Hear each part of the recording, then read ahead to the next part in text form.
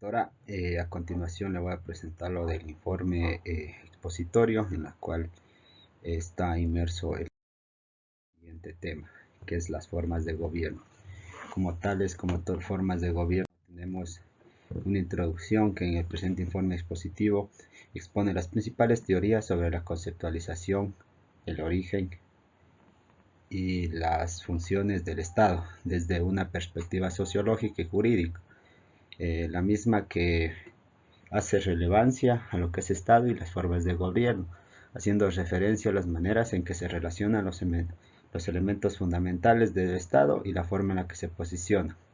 Y como breve introducción también tenemos la rebelión en la granja, que es una película que nos ofrece una poderosa reflexión sobre el poder, la corrupción y la lucha por la libertad y la igualdad, para finalmente analizar los más comunes modelos obtenidos por la clasificación de sistemas de gobierno.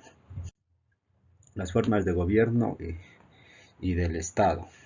Se puede distinguir por dos matices sociológicas, geográficas y jurídicas, mientras que la sociedad la ubicación y la estructura legal define su identidad. El gobierno y su componente se encargan de ejercer la soberanía. Aunque a menudo estas dos palabras se confunden, se puede decir que el Estado abarca toda la organización política, mientras que el gobierno se centra en quienes la dirigen.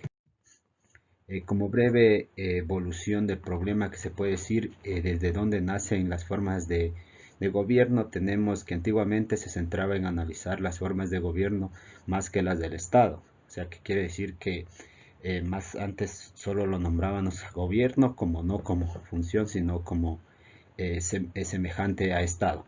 Tenemos las clasificaciones se enfocan en los tipos de gobierno sin considerar las formas estatales.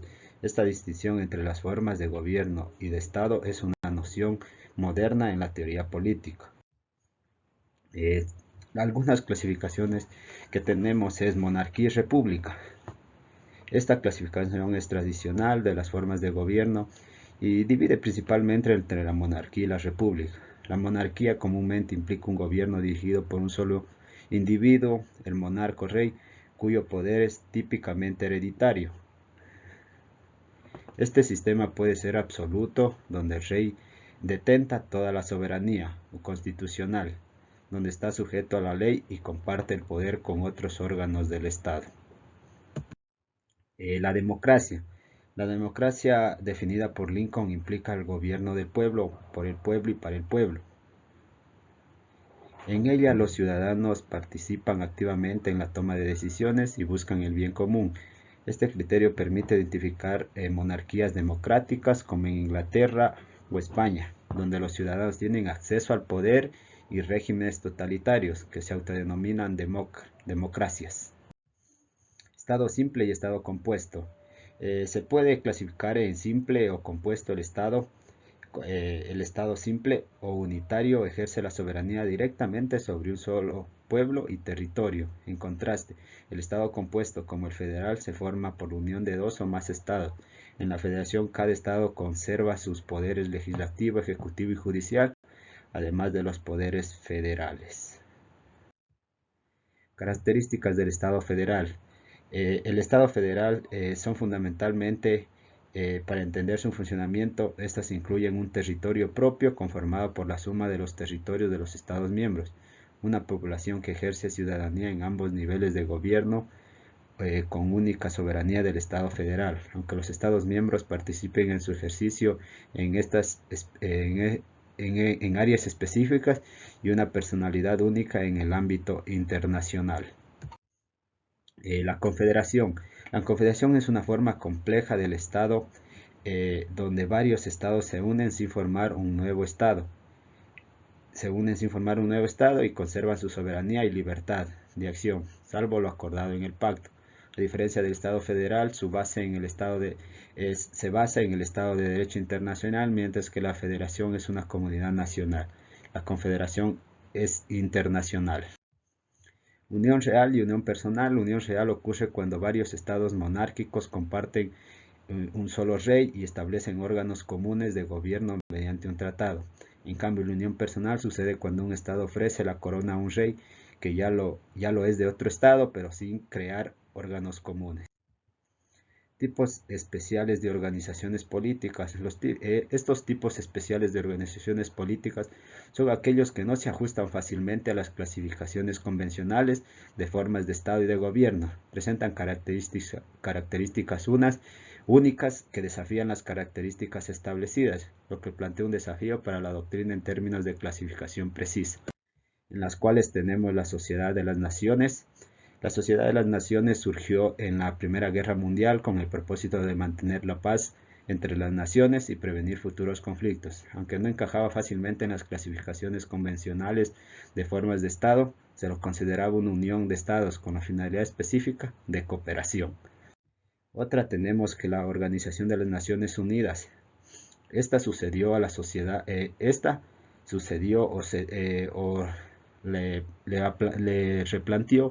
replantó a la Sociedad de las Naciones tras la Segunda Guerra Mundial. Esta se estableció en 1945, funciona bajo el principio de unanimidad en asuntos claves, aunque el Consejo de Seguridad otorga derecho de veto a 5 estados. Aunque semejante a su predecesora, la ONU no constituye un nuevo Estado superior a sus miembros, sino una unión de Estados soberanos que buscan objetivos comunes. El Estado del Vaticano. El Estado del Vaticano se estableció a través del Tratado de Letrán en 1929.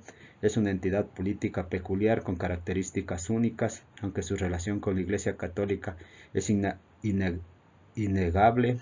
El Estado del Vaticano es reconocido internacionalmente como un Estado independiente con soberanía sobre la Ciudad del Vaticano. La discusión sobre su naturaleza jurídica ha generado debates, ya que no encaja fácilmente en las categorías tradicionales de los estados. A pesar de su tamaño reducido, la Ciudad del Vaticano tiene una población residente y un ordenamiento jurídico propio, lo cual otorga una entidad estatal. Como breves conclusiones, después de realizar el informe, tenemos que los sistemas de gobierno están conceptualmente incluidos en los regímenes políticos.